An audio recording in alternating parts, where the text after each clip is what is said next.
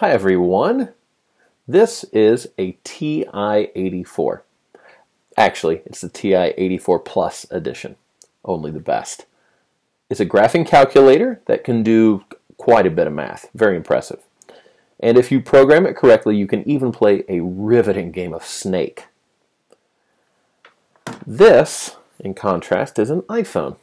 With it, you can do quite a bit of math as well, and you also can play a riveting game of Snake.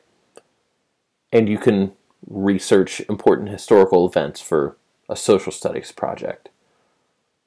Or you could practice sentence structures and word decoding. And you can also work with chemical reactions in a virtual science lab. And you can communicate with your friends via text message or phone call. And it can do a few other things as well. Actually, a lot of other things. Both of these are devices that incorporate technology. This one, slightly newer, by about 15 to 20 years. For my bibliography investigation, I chose to focus on mobile device usage in educational technology. Now, while performing this research for my bibliography, there was indicated a shift in mobile device accessibility. That is to say that mobile devices are more available than they have previously been.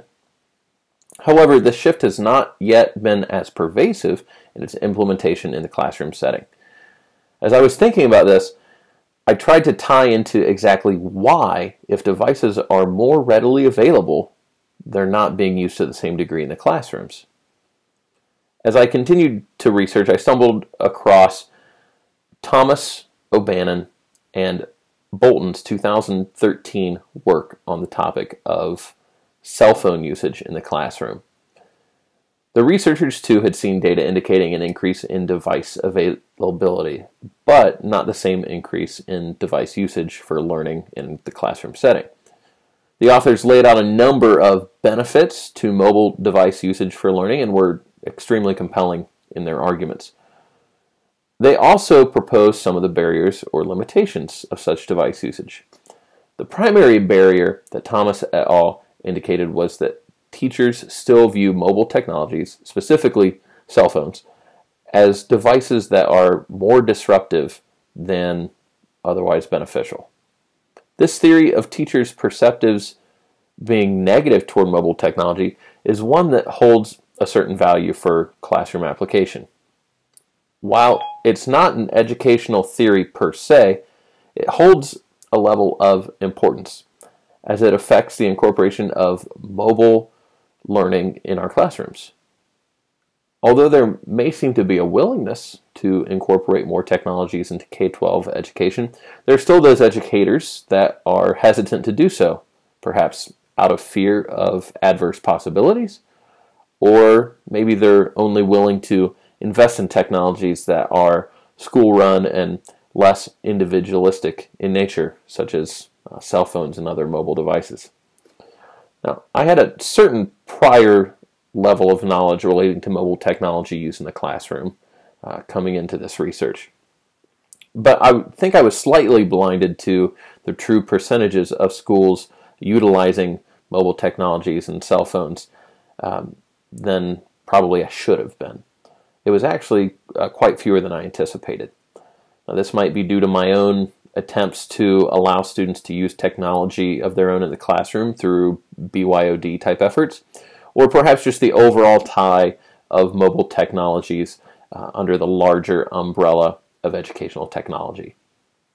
So while I guess it did not change the way that I view educational technology, or at least mobile technology, it has changed the way that I look at mobile technologies for the purpose of education.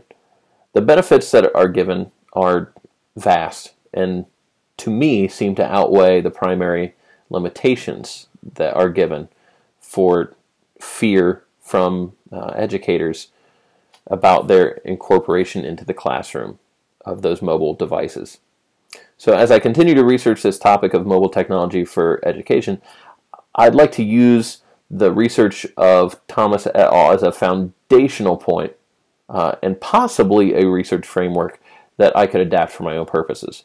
Being able to study the responses of teachers around me in real classrooms about mobile technology usage and to see their perspectives would be interesting. And while the data from this research is compelling and seems to at least push a certain direction, it would be a good point to take off from as opposed to an end-all of information. Thank you so much, and I look forward to hearing your responses.